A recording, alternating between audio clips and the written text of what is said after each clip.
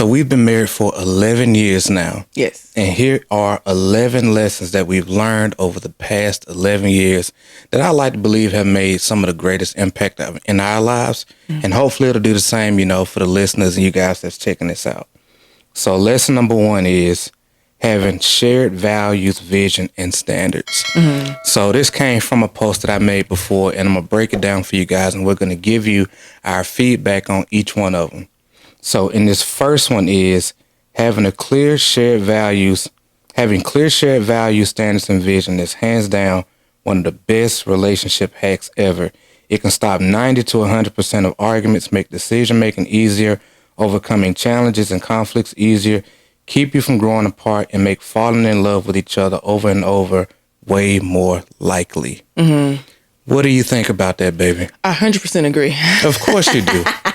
Because I agree with it because we have a particular big vision as to what we're aiming for in life together, right? Mm-hmm. And we also have a vision for how we want our marriage to look, right? We also have a vision for how we want our fitness to be, right? Mm-hmm. We also have a vision for how we want our parenting to be, right? So anytime there's any type of conflict or anything, it's easily resolved because we know where we're going. Yeah. So it's never like us bumping heads. It's maybe like a misunderstanding in that moment. But it's like we know exactly where we're headed. So usually everything we do is in the direction of that, even individually. Yeah. So it's like, it's rare. When we have conflicts, I would say it's very rare actually, but it's easily resolved because it's like, okay, is what we're talking about or what we doing in the direction of where we said we both want to go? Mm-hmm. And if it is, great. If it's not, okay, we need to regroup together. Big facts. But it's always on some like we're on the same team. We both know where we're going type shit. Yeah. To add to what you said, I think that's all for one spot on. And a big part about that is when you're aligned in your standards, your vision, your values, and all of those things, it makes resolving stuff so much easier because, like you said, we always know that we're on each other's team. Mm-hmm. And on top of that, we have a standard for how we carry ourselves and how we want to treat each other. Yes. So, we've seen stuff all the time, where people get into arguments and things like that. But for us, I think we've said this before on previous episodes. We don't do all of that stuff where we lash out at each other and different things like that because our standards for ourselves individually keep us from doing that. Right. We have a certain way of carrying ourselves, and we have a certain certain values and vision for what we want in our marriage, and all of that stuff keeps us in check. Not to mention, it makes it so much easier for us to be able to self-correct, to hold each other accountable, and do all of these things because we are already in alignment with knowing who it is that we want to become, the standards that we've set for our relationship, and knowing where we ultimately want to go. So when you come in and let's say if I'm doing something that might seems a little bit out of alignment, you can be able to pull me back, and I don't have to fight against you because I know that you already are aware with what the standards are inside of our relationship, both individually and how you want to be treated. Right. You know how I should be treating myself, or if I'm doing something that's out of character for how I should be treating myself, and how we should be maintaining our relationship and the standard that we have between each other. Right. So when we have those types of parameters inside of our relationship, we know where we're going. We know how we want to carry ourselves. We have a standard for how we want to operate together, and we're talking about that regularly. It keeps so much stuff intact because there's no need for us to ever look at one another and feel like this is coming out of nowhere or it's out of alignment or like you're trying to attack me, because we both know that we're trying to get to the same place together. And we both know that our intentions are always good. Yeah. Like, you know what I'm saying? Like, there's never a moment where it's like, oh, I feel like you trying to get at me, or I feel like you trying to do something messed up, or I feel like, or there's some like type of worry or anything in the back of my mind. It's like, no, we're on the same page about pretty much everything. Right. But I think something that helps us out in that is something we talked about on our walk earlier, is the fact that we don't have any like past like hurt or resentment or trauma with each other. Yeah. You know what I'm saying? We've never had to heal from putting each other through hell. Mm-hmm. You know what I'm saying? So there's no like secret worry or concern about what your intentions are with me and what my intentions are with you, because we know exactly where we're going, and we've been open and honest this whole time for the whole 11 years. Well, before the 11 years, but you know what I'm saying? Like for our whole marriage. So it's like, it's easier for us to resolve things because we have the standards, the values. We talk about it all the time, and we don't have that past negative stuff things that other people have, have to deal with. We don't got that. So it just works out easier for us, I guess you could say. Come on. Yeah. Mic drop. I mean. Number 2, marriage will expose the real you. Okay. So marriage magnifies your habits, insecurities, strengths, and unresolved issues. That's why it's so important to be with somebody you're excited to grow through all of that with. I'll lead you on that one. Go ahead. First off, that is so huge, because I know earlier on in our marriage, I was already in a space to where I had to grow so much before we could even really be together. But earlier on in our marriage, I still had, unresolved things that I had to work through and different things like that when it came from, previous experiences, be it like tickets I had, be it, unresolved thoughts of myself and different things like that. I had done a lot of that self-work, but by the time you get into a marriage and especially like a meaningful relationship, it's like it opens you up to realizing that now you're in a space to where so much of who you are doesn't just impact who you are. It impacts who you're with also. Right. And so I know that I had to really work on, my own character, being somebody that I was proud of, and just growing through all of that much more intentionally, because it wasn't just about me anymore. So I wasn't able to just casually be certain stuff or do certain things. I think, matter of fact, when we were walking earlier today, we were talking about like how you had to correct me multiple times, about how I associated or connected with my friends, things that we used to talk about, different things like that. And I had to come in and be like, hey, you know what? I got to be better than this inside of my marriage now. There are certain things that you wouldn't tolerate and things that I shouldn't tolerate. Right. And so all of those things inside of my character, I really had to like get in check, so to say, because it's like, all right, now we're in this marriage and I need to get me together for what I want to have long term and what I want us to be able to have long term.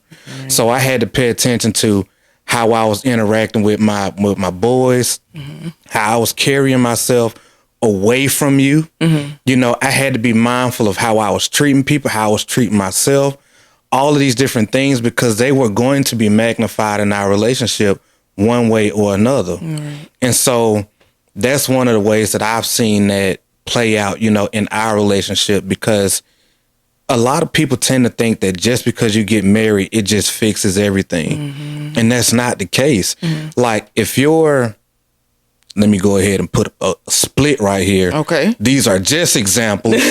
Let me split from my story and what I was talking about. Right. The following are examples. Like, but if you're somebody, who's hot tempered, if you're the type, who lashes out, a liar, if you're somebody, who has manipulative tendencies, whatever, all of those things are going to be magnified inside of your marriage, because you don't just get rid of character traits. You grow out of character traits and you can adopt new ones. But when you do that, even that has to be intentionally. You have to choose to get those things, and you have to choose to get rid of the old things or to replace them with better things. So it's like how they say, like, money is a magnifier. I feel like marriage is the same way, because you're with somebody who gets to see all of those sides of you and who sees you consistently. So if there's inconsistencies in your character, somebody's going to see it. Your spouse, your partner's going to see it at some point in time. Absolutely. Like the real you is going to show up regularly. And so, yeah, man, that's how I see it. I think that's good. I think you explained that very well. Yeah, I think we can go on to the next one. Man, let's run it. Okay, man. So marriage no, this ain't advice. Well, I guess you could take it that way. Yeah. All right, number 3. A lot of married people give trash marriage advice. Ooh. We can hop right into that. No, what did you say though? What did you say? Okay, to further expand into it. Because I actually really love this post. That's why I want you to read them all because they're really, really good. Okay. Yeah. So number 3 is a lot of married people give trash marriage advice. Mm-hmm. The only people who give worse advice than hurt single people are married people who've been together what seems like forever. Mm. Not everyone who seems good at something knows how to teach others how to be good at it. So be mindful of who you take advice from. Absolutely. I think that's so good because it can be assumed that because someone has been married for such a long time that they have it all together and that it's such a high quality marriage and they're happy and they got it together. And it's like, no. Quantity does not equate to quality of a marriage, and it doesn't equate to intentionality. So I think it's very important how do I want to say this? It's very important to differentiate between people who are in a marriage and is productive and is full of love versus people who have just been together a long time and they're just tolerating each other and they're just trying to survive. Yeah. You know what I'm, does that make sense? Absolutely. Yeah. So it's just understanding that the quantity of time does not equate to quality. So you need to pay attention to those things and know that someone can be married a short amount of time, but be way more intentional than people who've been together forever. Mm-hmm. You know what I'm saying? Does that make sense? It does. Yeah.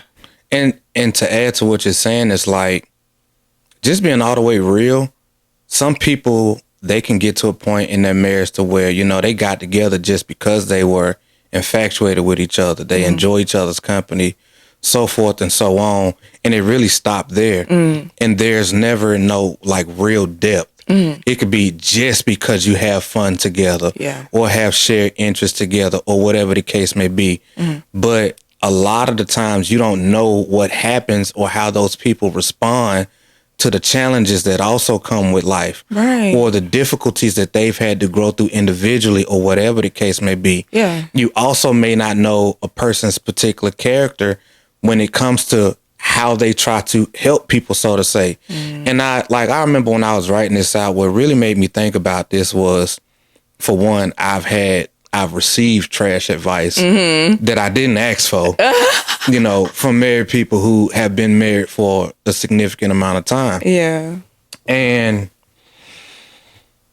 one of the most human things that I've noticed is that sometimes when people want to help you is, even if they don't have anything to say, they feel obligated to respond or to answer when you could have just been like, you know what, I ain't got nothing for you. Yeah. And it's like, sometimes ego can take over and they feel like they have to give you something.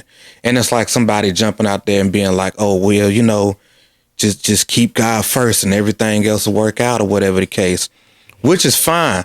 I am a full believer in the fact that when somebody says that, I believe in that. However, when most people say it, they don't actually know what that means in action. So I've seen that part play out. I had a homie of mine buku years back, who was giving that same advice, and he told me about it. But to him, what that translated as, all right, I need to keep me and my girl in church, or whatever the case may be. With whoever gave them advice didn't know their relationship with God. If they had a connection at all, didn't know the values of them or his significant other, any of that stuff. You just said that and thought that was good enough. Right. And again, it's not that the advice itself was bad. It's just that there was no substance given behind it. Therefore, coming from that person, it made it ineffective because he didn't show him how to make it useful. Right. Because he didn't know what that actually meant. It was like, all right, I need to get my girl in church and we need to be in there all the time. And so he didn't break that down to where it was like, all right, hey, you know what? You need to develop these types of standards and values inside of your relationship. When you talk about, keeping God at the center, whatever, it's more so talking about what type of standards and values does God replicate throughout the Bible? Or does Jesus, showcase throughout the Bible when it comes to being generous, when it comes to compassion, selflessness, humility, when it comes to being selfless in the way you serve your spouse and all of those things? If you don't know that, you can take that completely out of context. Right. And he thought that, just keeping my girl in church and we gonna pray together, even though I don't necessarily know how to pray, that was just going to be good enough. Right. So again, it's not that the advice itself was bad. It's just that it came from somebody who didn't know how to be able to communicate that in a way to where the person receiving it was able to make it useful. It's the same thing when people are like, make sure y'all communicate. You know how many types of communication there are? Right. You know what I mean? Right. Like there's verbal, nonverbal. Most people don't even know that in communication. I think, I did a little bit of research on this. I think somewhere around about 7% of communication is actually what you say. 7 to 20, it's a small number. Okay. We're not going to do specifics. Yeah. But the smaller number is actually what you say. The larger number is how you say it. But when you say, make sure y'all communicate, well, that's great. Like, you know what I mean? Like, obviously. Like, okay, use my words. Yeah. You know what I'm saying? Right. We saw a post the other day where somebody was talking about doggone communication is good, but understanding is everything. And I'm like, what? What does that even mean? Ain't the whole purpose of communication to achieve understanding? Yes. So as you can see, somebody can say something with good intent, but it fall flat when the person on the receiving end has no clue what you actually mean by that practically in action, and the person giving don't know what that mean practically and in action also. Right. So intent was good, but the impact was nothing. Landed wrong, was ineffective. Right. So again, be mindful. Be mindful. And it's not like people do it like that to, be with ill intent or whatever the case may be. It's just that sometimes people don't know that they're not being that helpful. Yeah. So.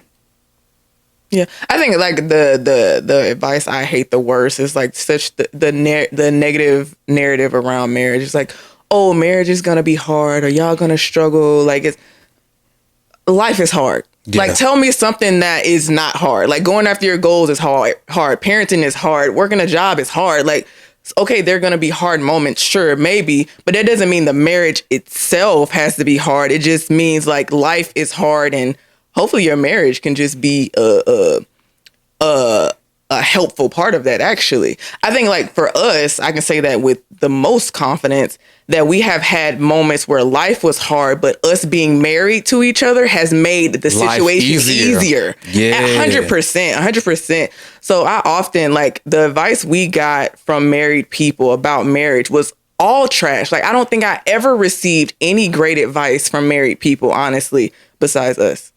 Yeah. Like, in all honesty, and it sucks to say that, but I mean, it's the absolute truth. So I'm grateful for us to, even in seeing or hearing like the negative things about marriage from married people, we was like, nah, we don't want that. Like, no, we don't have to accept that. No, we're going to go completely against that. That's not a belief we're going to take on. Like, we're fully committed on what we want to create in our marriage, and we're not taking that. Yeah. And I think if more people had that thought process in life in general, I think we would be on a better track. Yeah. And like I was saying before, it's not that all married people give bad advice. Oh, yeah, for sure. Like that. It's not that. And it's not saying that, that there's not some good stuff out there, or even that there's ill intent behind it. It's just sometimes people just don't know that they're not being helpful. That's why I said, some married couples give some of the worst advice. Yeah. And they don't even know it. Yeah. Because again, just because you're good at something doesn't necessarily mean that you know how to teach somebody else to be good at that same thing. And I know we still on this. We on it for a minute, but just because something is good in our marriage and it works in our marriage doesn't mean it's going to be good and work in the next marriage. Come on. Sure, we could be so successful in ours and we can teach about what we've learned and what we've grown through, But it's not, it's one of those things where it's like, take it and use it in a way that's beneficial for you. Don't try to do exactly what we've done. Make it your own. Make it your own. And I think that's the part that some people miss. It's like, okay, well, somebody said, okay, marriage is hard. We decided to take that as, okay, how can we make sure our marriage is strong enough to where we don't have to say that shit? Exactly. But other people can take that as like, marriage is hard. So marriage being hard, our marriage being hard is an indication of us doing marriage right. The fuck? Nah. No. No, you know what I'm saying? So it's like you take it and you use it in a way that's actually beneficial for you and productive for you. I hope that made sense when it came out my mouth. Listen, I'm with you, baby. It's like when a mother be like, oh, marriage is hard.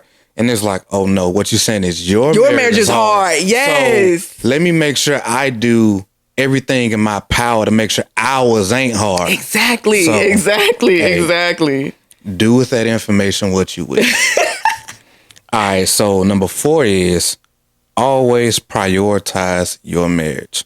Okay. We ain't even got to dig that deep. You want to dig that deep? I mean, I can't. You know what it says? So the extended part of that is your marriage is the most important relationship you'll ever have. So make it a priority because it'll be the foundation for everything else in your life. Mm-hmm. For me, I always tell people, man, in my opinion and our experience, our marriage is so important, and it's so important for us to prioritize it because, boss, I literally said vows dedicating my life to you. Mm-hmm. My life, not a portion of my life, not until baby girl turns 18, not a season of the whole thing. All of it. From the moment we said I do to death. Right. So therefore, that is a pretty significant relationship. People ain't even married to their jobs their whole life because at some point in time, you got to leave that mug. Your kids, at some point in time, they got to leave. Unfortunately, your parents, if they're not gone already, they're going to be gone at some point. Your friends are going to have their own families, their own responsibilities, whatever the case may be. Like, the only other life in your life, you know, talking about marriage, the only other person who's going to be with you from freaking, again, start to finish is the person you married. Mm-hmm. So that is an extremely important relationship to make sure that you take care of. Because not only that, with us, you've made even my worst experiences in life bearable just by you being there, helping me and supporting me and loving me through tough jobs when I had to freaking have, you know, jobs where I was traveling all over the country. I wasn't home as much.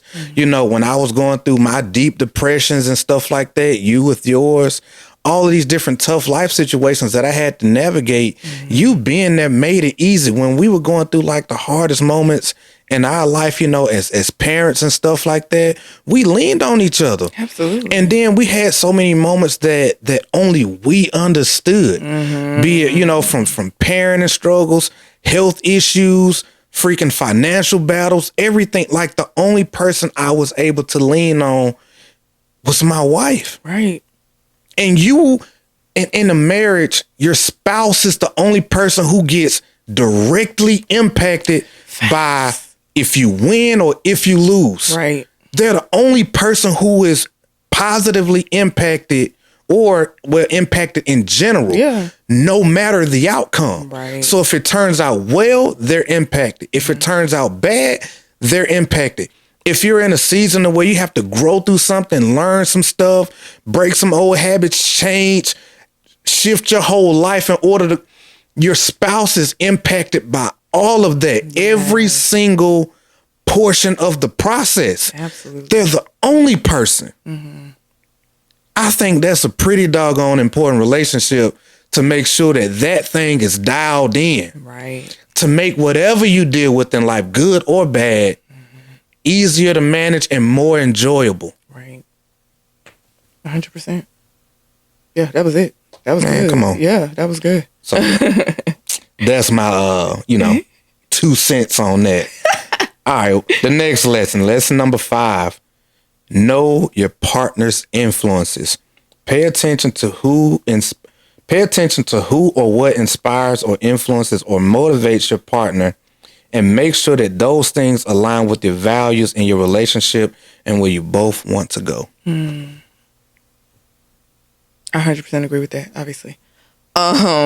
Something you mentioned in an earlier one is like you having certain friends that were influencing you in a way that I wasn't tolerating. Yeah. And how it like impacted us. And it was like, okay, like either you're going to choose to grow out of this, you're going to set boundaries and you're going to like be on team marriage, or you're not. And we just going to have to figure something else out. Yeah. So it was very important that we both knew, like, even if it was like,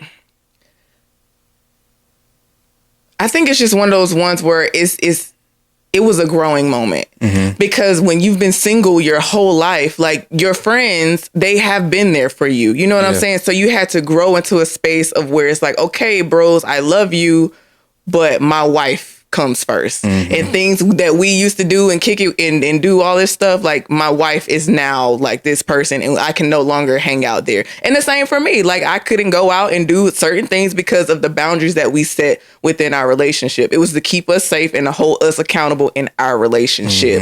So even when it boils down to like stuff on social media too, like what are you following? What are you looking at? What are you liking?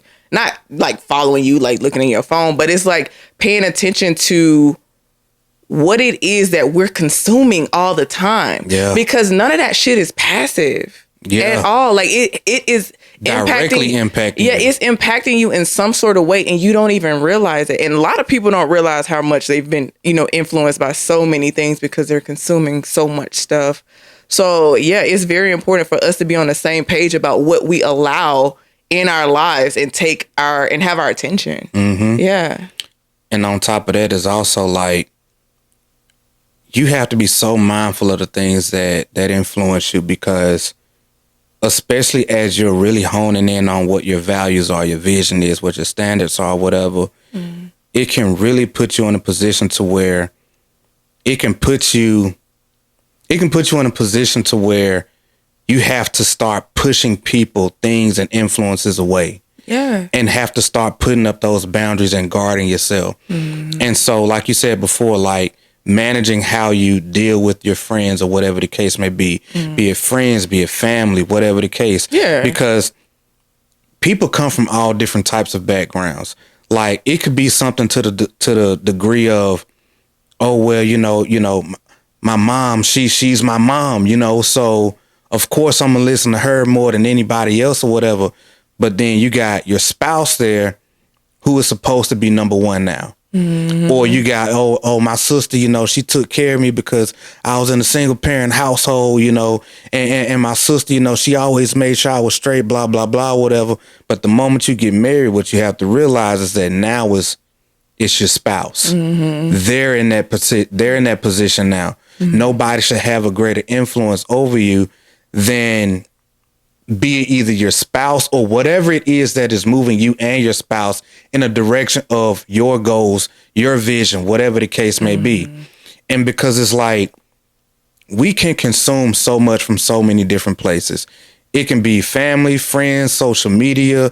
It could be the people who inspire us in our lives, whatever the case may be, mentors. And something that I had to learn and that I've had to actually talk to a lot of other guys about is be really careful with the people that inspire you. Like, be super careful with them.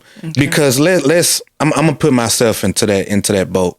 Let's say I had a situation, like where there was a guy who I was inspired by what he does in business. At the time I was really into real estate, and all of that stuff, making money and all of these different things, right?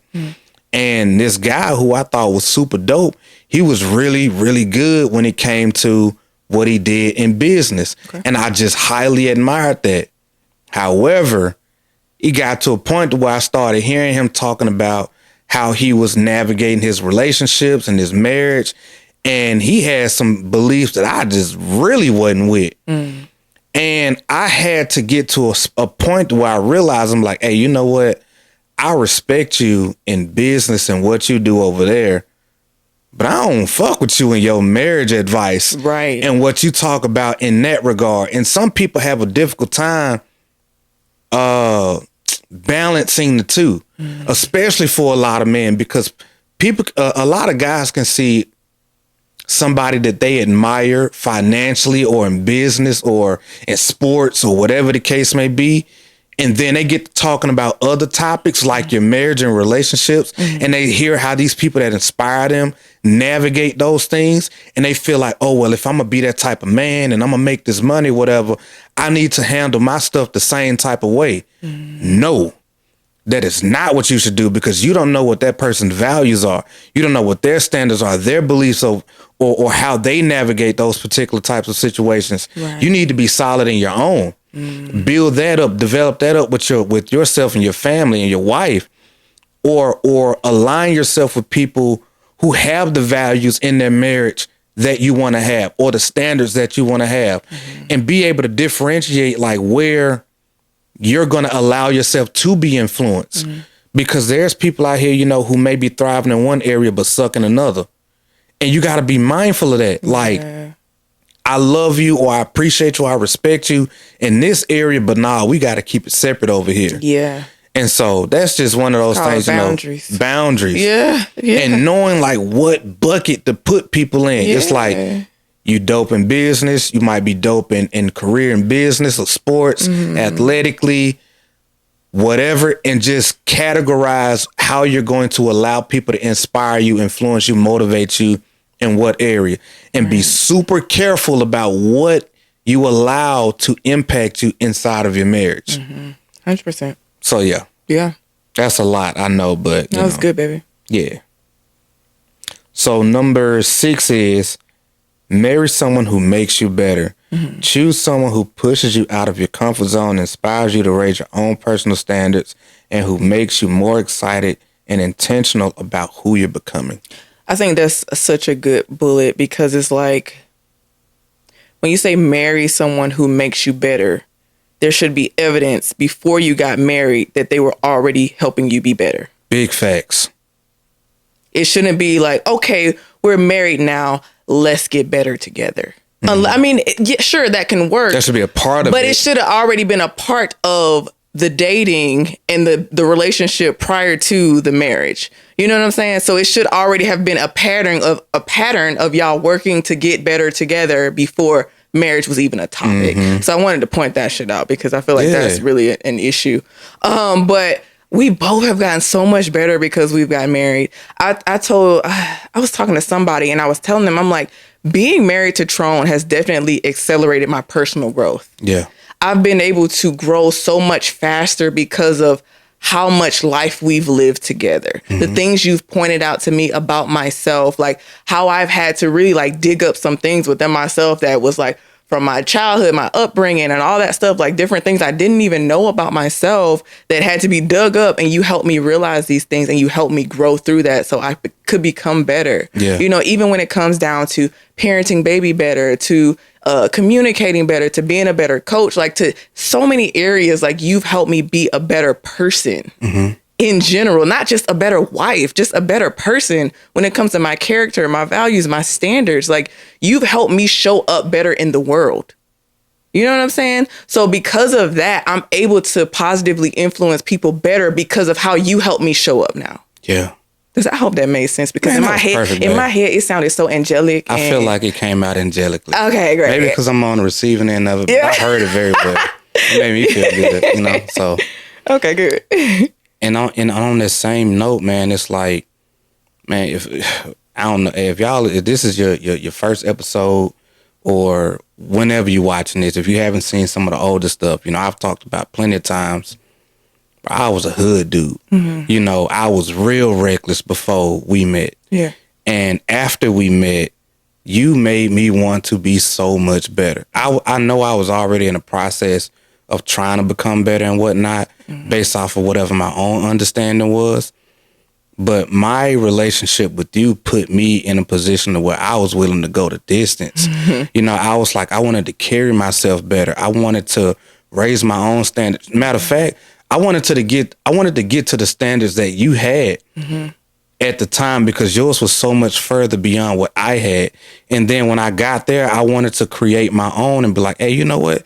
This is the type of man I want to be for me. I want to become somebody I can genuinely be proud of, you know, and look at myself and be like, man, you know what, dude, you didn't actually became somebody, you know, who's of value based off of what you find important. Yes. And somebody that your wife finds valuable and important, and somebody who's able to contribute and do things that actually make a difference. Like, you made me want to raise my standards in such an impactful way. And I love that we've had that type of relationship for so long.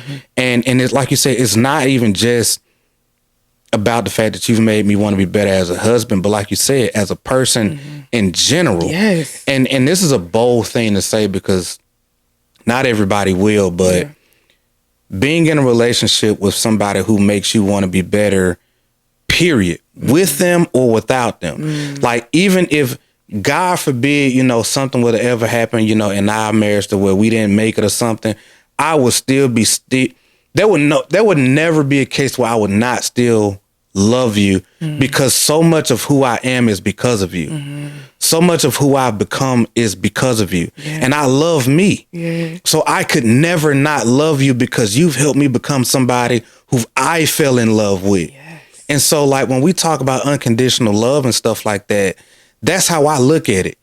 Like, being with somebody who makes you fall so in love with yourself and who you're becoming to where their contribution to you becomes so big and so impactful that you could never really not love that person because of how much you love yourself. Yes. And you've poured into me in such an impactful way, like to now where it's like we just keep raising the bar for who we want to be for ourselves and each other. And that's a different type of relationship because of so much that comes with it.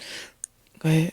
Oh, I was just going to say, you know, from the accountability, the change, the struggles, the challenges, the things that naturally come about when you're trying to grow. But it makes you willing to go through those processes of doing that type of work, excited about doing the work and who you're becoming and knowing that you're doing it with somebody who gets to have that benefit of you becoming better also. Right. So, yeah. That's so good. That's such a different kind of love where you're like, I want you to be better for you. Yeah. And then I'm a benefit from that anyway. I want you to be a better man for yourself. You want me to be a better woman for myself. And every goal that we have individually, we want each other to chase that shit. You know what I'm saying? And to genuinely want that, whether we're together or not, I want you to win, period. You know what I'm saying? Like, that love is different. And I want you to be in love with you and who you're becoming. Be proud of what you're accomplishing and the person that you're becoming. Like, I want you to have that for you. Right. So I can enjoy you in your fullest freaking form and vice versa. Right. So, yeah, man, that's so good. That's a gift. So. It is a gift. You got my wheels turning. You really got my wheels turning. Because it's like, it makes me think about how people are in marriages, and we know this because we talk to a ton of people who are married and in relationships. Like, how can you see your person down bad and you not want to be there for them? Yeah.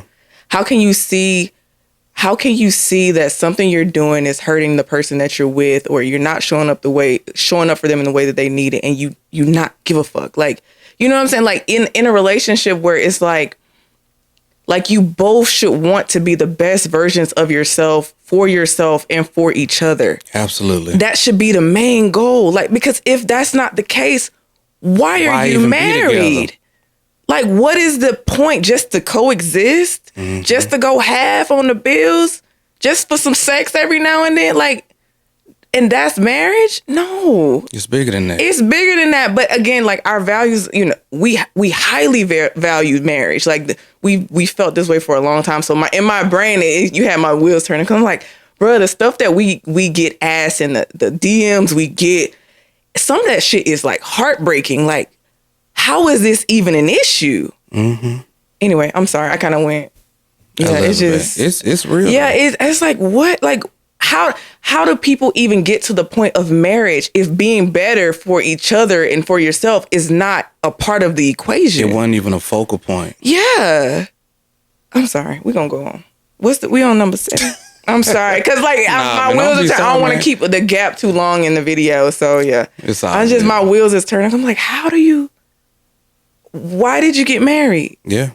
Hey, and that's a real question, man. You know, so if that hits home anywhere, you know, take that time to reflect on it. Yeah. You know, for the watchers and the listeners out there. For sure. I'm sorry, I kind of went left y'all. But you good. Yeah. You good. Okay. Yeah. You good. All right, number 7. Lesson number 7. Okay. Stay curious about your partner. Be curious about your partner's growth and take an active interest in who they're becoming.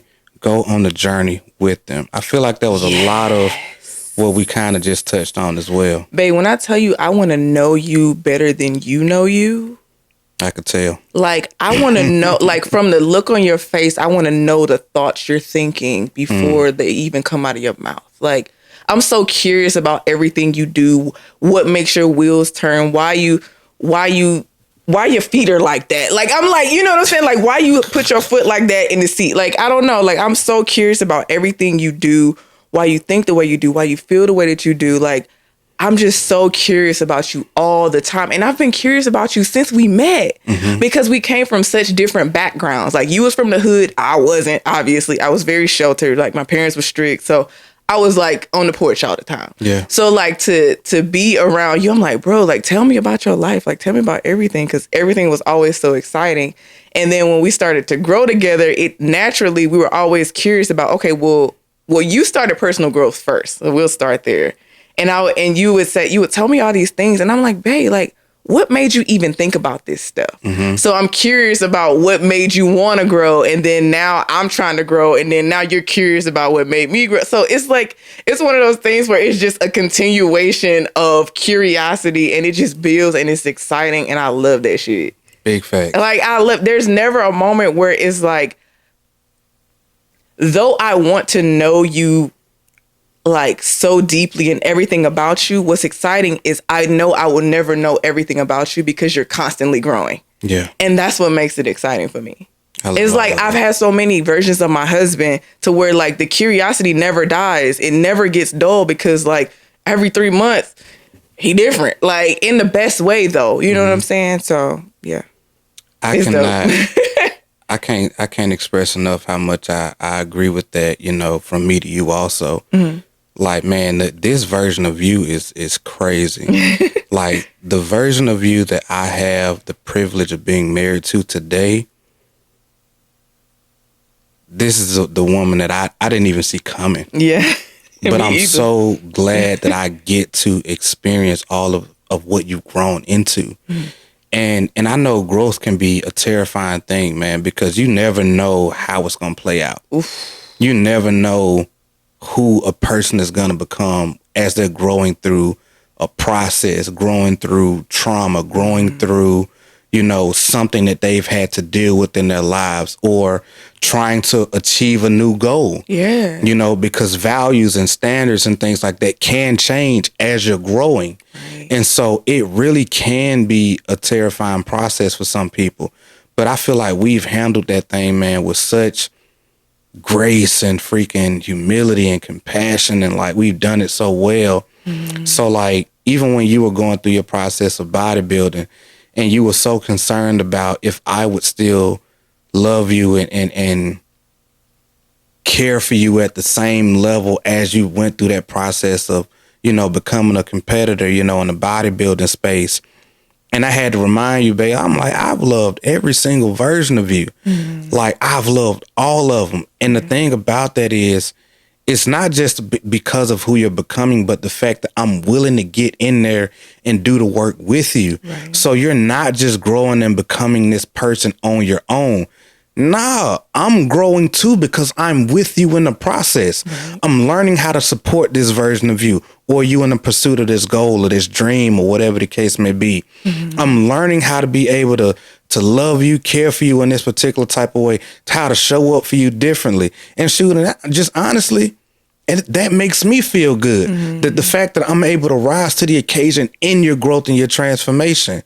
And so even like myself, as I've been trying to grow and as I've worked toward different goals and different things like that, like I've gotten in moments, man, to where I've mentally been down on myself, or have gotten to a low point as I'm trying to get to another level of me, and I'm navigating this thing, and I'll say something to you, and because you know me so well, because you've grown through so many processes with me before, because you're so interested in who I am and who I'm becoming and who I've been before, you can actually see through me the way that you talk about. You can see my bullshit. If I say something that's completely out of character, you know at the moment it come out my mouth, you be like, that ain't it. This just came from somewhere like, I don't know what, doubt, fear, who you been listening to. That ain't you. Where did that come from? And then you'll hop in there and start asking other questions because you got to figure out what has gotten your mind to start thinking this particular type of way when this ain't like your standards, your character. It's out of alignment with whatever our vision is, whatever. Like you see me and you've been so interested in me and so intentional about the type of spouse that you are to me, that when I need those moments where I need my wife to see through me, you're right there. Absolutely. And that's a different level of intention. And it just shows that like being in the process with somebody gives you another level of exposure to them, to where you're able to show up in those clutch moments where they really need you. Right. Like not just for the good stuff, but in those moments where you're navigating the hard stuff and you need somebody who can keep it real with you and pull you out in a way that nobody else can. Right. See you in a way that nobody else can.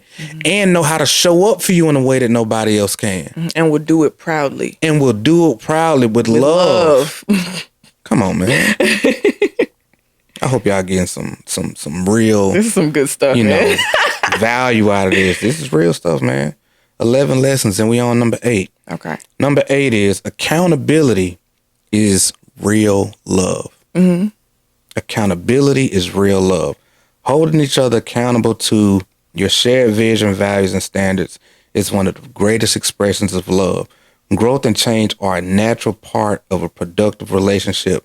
And your partner is there to keep you locked in when it counts. Then we just I feel like we were just talking about that. I feel like the last 3, like they all just kind of wrapped into each other, but they hit on different aspects of it. Right. I think like holding each other accountable is easy for us because again, we have a big vision that we're both going to in life. We have a vision for our marriage. We have a vision for I've already said this, for parenting, and like it's like, okay, we already know where we're going. So it's like if anything is off between either of us, it's like, okay, we said we was doing this. Did we not? Are we changing our mind? We wrote this down.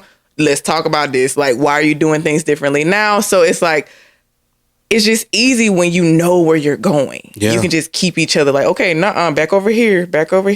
We're not thinking like that. We're not talking like that.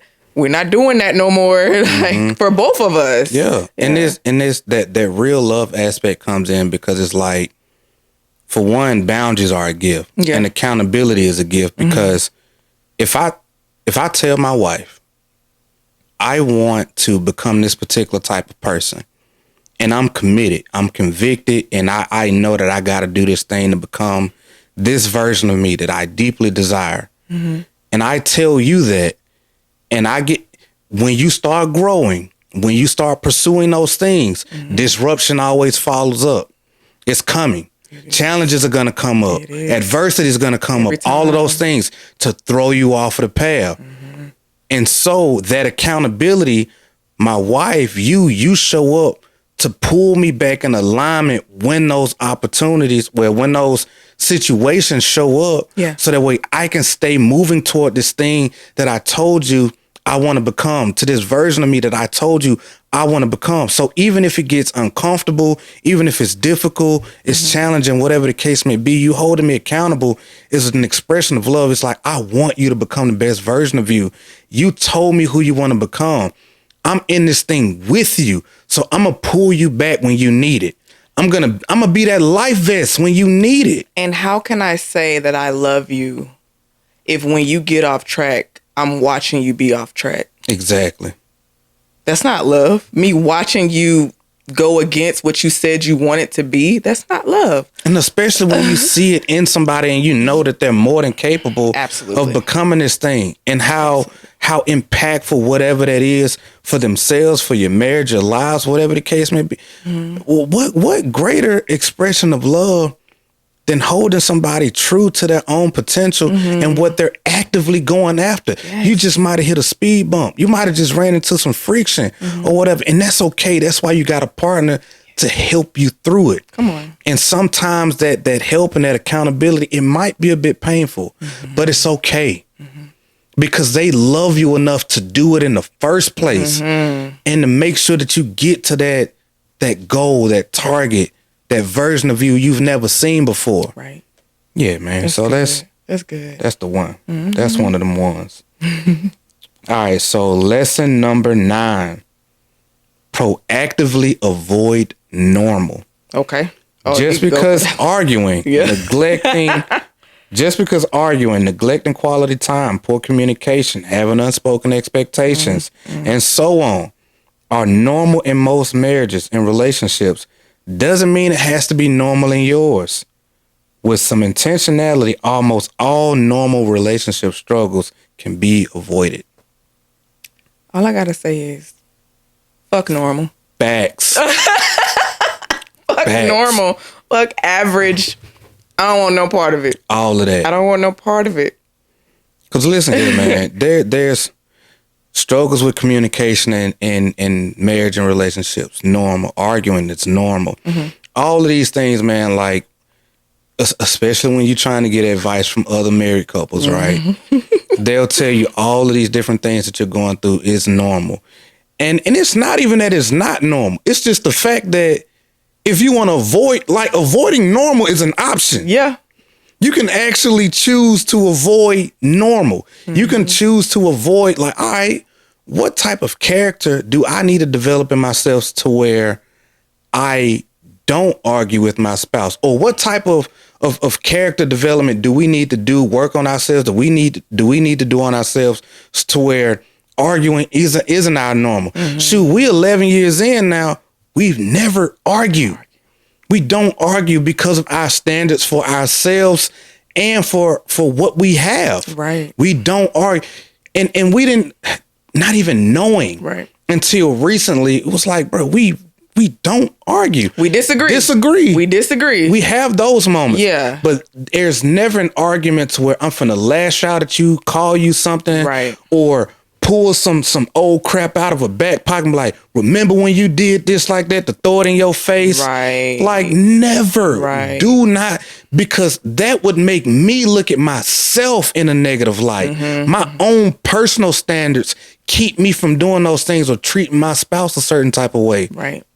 So just because something is normal doesn't mean that you can't aim for above average, above what the norm is. Yes. Like, just because people struggle in communication and all of these different things, it's like, what can we actively and proactively do to where this is a problem that we won't have to deal with? Or if you're currently dealing with it, how can we make sure we don't have to continue dealing with it? Even though we've never had a problem with communication inside of our marriage, what do we do to make sure that it continued to not be a problem? We started a freaking podcast.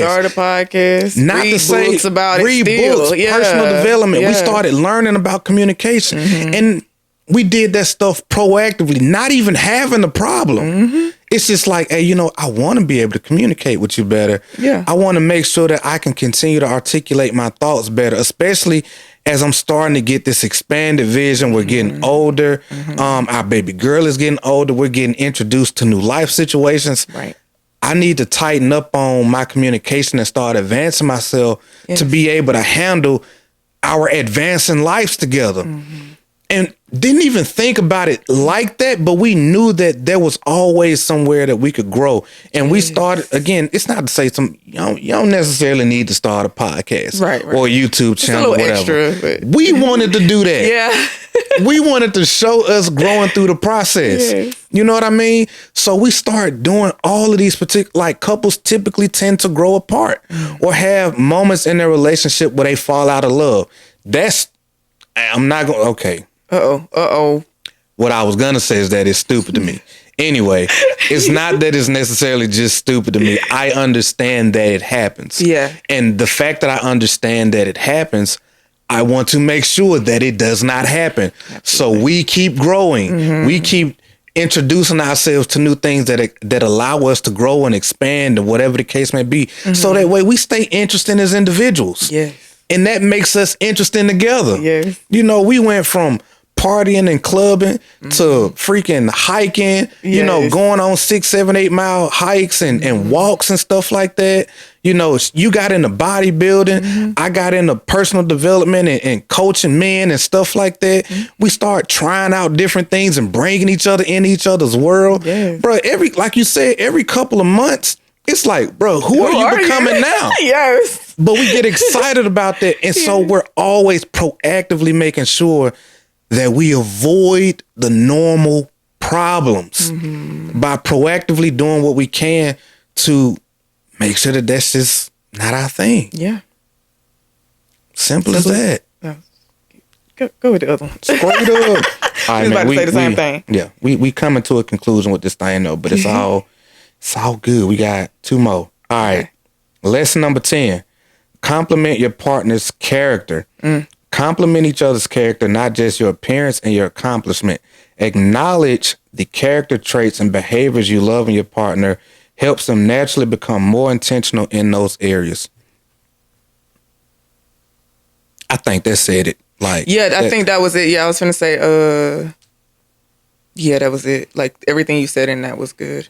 It's like, it's not to be offensive. But it's like when you're like training like a dog and you get them to do something, like be it like sit or whatever the case may be, and like you give them a treat like right after to encourage them to like follow the command again, like to do it again. Yeah. And I know, man, don't get offended. I'm not calling people dogs and puppies. Say it like that. Yeah, but you know what though? I said it because I was doing that with Nola earlier today. Who was our and that puppy. Was the first example that came to your mind. I literally did it earlier today. Our puppy. But anyway, but for real, it's like when you want somebody to continue to showcase the character traits in them that you like you reinforce those things. Like, I love the way that you're able to pay attention to me the way that you do. I love the way that you're so thoughtful in the way that I can say something to you like is of value to me or is important to me, and you listen to that, and like you might give me a gift or something that's a reflection of something that I told you was important to me. And so, or even like, man, it's so much, man, that you do in our relationship that shows your compassion, your thoughtfulness, and all of these different things. And I always try to make sure that I do my best to show you or let you know that I value and I appreciate those things to reinforce the behavior. Right. The same thing you do with me, you know, as I'm growing through certain things and I'm trying to love on you. Like when it came to, I'm goofy. I'm gonna just put it like that. I'm goofy, right? And sometimes, in a good way, not the way they're using goofy these days, because they're using goofy in a negative way. I'm silly. You're funny. I can be playful, whatever the case. I don't, you know, new lingo. And I know it changes every day. So yeah, in a natural sense. Yeah. But anyway, but you telling me before, you know, like that, you know, sometimes I have to put that away because, truth be told, sometimes you can get into like a space in your relationship to where you start treating each other more like friends than romantic partners and stuff like that. And so you will have to like reinforce behaviors when I'm being more romantic or loving or whatever the case may be, and I put that aside to give me the mental trigger that, hey, she likes this, do more of that thing, right? Or I'm treating her this type of way, and you'll let me know about it to reinforce. I'm like, okay, my wife likes this because I'm interested in you, because I pay attention to you and all of those things. When you tell me that I'm doing something or I'm being a certain type of way that you value and that you appreciate, it makes me say, you know what, I need to keep doing that. How can I find other ways to be more of what my wife likes, what you desire, to make you desire me more? Yeah. So by me doing those things, it makes you more attracted. It makes you more turned on. It makes you more excited, whatever the case may be, to where I get that in return as well. So like it helps on both ends. Yeah, I think like my biggest thing for you is like some of the stuff I compliment you on, it literally has nothing to do with me. It's like the more clarity you get on things, the more you take action on the things that you want out of life, the more your vision gets bigger and it expands, the sexier you are to me. Because it's like you carry yourself so differently. You speak differently. Like your shoulders are more back. Your head is up. Like I don't know. It's just like you show up in the world so much differently. And like I love, like that's why I compliment you on that shit all the time. I'm like, babe, I see you. Like I see you. It don't even be it don't even be nothing that you actually like did per se. It's just like, babe, I see that you're becoming that man that you say you want to be. And it's very attractive. And I love this shit. And man, and that shit helps on the dark days. Yeah. They do show up, but then it's like, hey, you know what? This is a part of the process of you becoming who you say you want to become. Because it's like, I'm sorry. this is a version of me that my wife loves so much. I love this in me so much as well. And it's like, all right, this is your opportunity to keep showing up. To take another step forward in who it is that you want to become. Yeah. And all of that stuff, man. So it makes me that much more energized to keep doing the behaviors that you find sexy and that I know are moving me closer to becoming who I want to become. Yeah, because when I tell you, it's something about having that grit and that relentlessness that is so sexy. Like when you're a man who knows what you want out of life and where you're going, and you're willing to do what you need to do productively to get there. You not being no sellout. You making sure you're helping other people on the way. Like that shit is sexy as fuck to me. And like I be looking at you, I'm like, baby. Okay, let's go on to number 11 though. She said what she said. I said what I said. All right, so the last one is have the hard conversations. Okay. Talk about the stuff that's uncomfortable often. Finances, insecurities, fears, big personal goals, personal struggles, trauma, sex, anything else. Being vulnerable and working through those hard conversations regularly will unlock a level of growth, trust, and comfort in your relationship that's hard to explain with words. I'm gonna keep this one short. First off, I said what I said in the post. Yeah. But the reason why that is so game changing is because when you get to that level of comfort to where the hard conversations are no longer hard, it makes being open so much easier. And it makes you that much more capable of resolving whatever the problems are that much easier, because stuff doesn't have to like fester. Like it ain't gotta sit over there and just build up over time to where it's like it starts to build stress, depression can creep in, anxiety, all of those things. Like it keeps that from ever being a thing. I know that if I'm dealing with anything, shoot, when finances wasn't that great, we talked about it. Gotcha. Like when businesses, was falling apart, we was talking about it. Like when it comes to like, hey, what are you into sexually? How can I take care of you, or whatever the case may be, or whatever. Like, how can we keep this thing, like you want it to be? You know what I'm saying? You got to talk about it. Yeah. Like when we talk about those things, man, like in love, because the goal is like not just for it to be hard, but to navigate it together. Because when you're vulnerable and you open up like that, it puts your spouse in a space to where, for one, they know that you trust them. And that is an opportunity that you give to your spouse for them to be able to show up for you in a way that nobody else can. And so for the guys out there, especially for your wives, because I know dudes, man, we like I got everything, I don't need nobody type stuff or whatever. Even though you got a wife. Anyway. But when you let your spouse in, and I'm gonna say this is for mine. Maybe it ain't for all of y'all's, but what I've learned in my marriage is that when you do that, I know for a fact that makes my wife feel valuable, needed, important, and like her presence in my life matters. Even if I can handle it on my own, the fact that I brought it to you makes you feel like he cares and he wants me to be in this thing with him. So it ain't even about it just being a hard conversation in and of itself. Right. It's the fact that you see me like a partner and somebody that you care enough about to bring into this sensitive space to help you navigate it. Yes. So yeah, man, like have those hard conversations and work through it together, because at the same time, it takes your relationship to another level of trust and depth, because it's already hard to do. But when you're able to navigate those things together, it's like it has that perfect mix of like discomfort and fulfillment, to where like you never want to do that with nobody else. Yes, absolutely. And it's like, bruh, I got everything I need in my spouse. But it also gives you another level of comfort with those things in your personal life and when you're out there navigating the world too.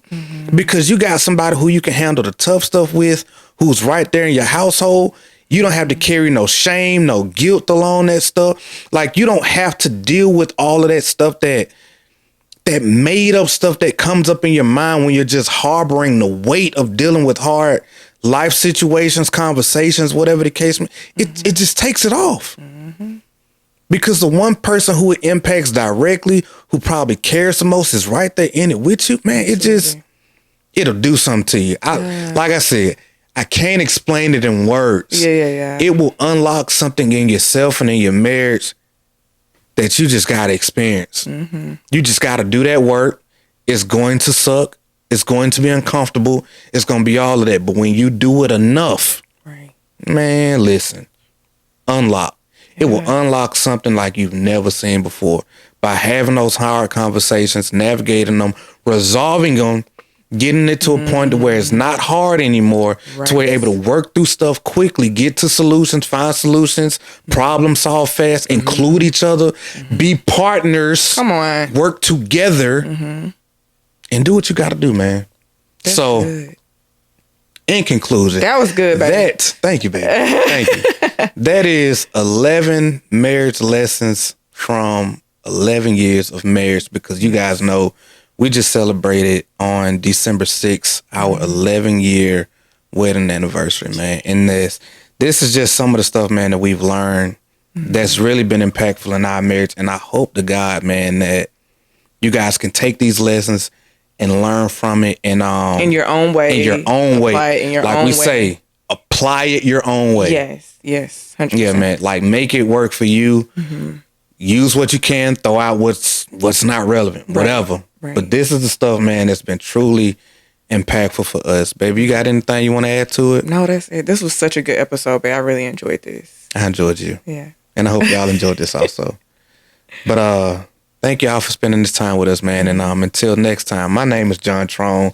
This is my beautiful queen. Adoria. We are one dope couple. And until next time, family, peace and love.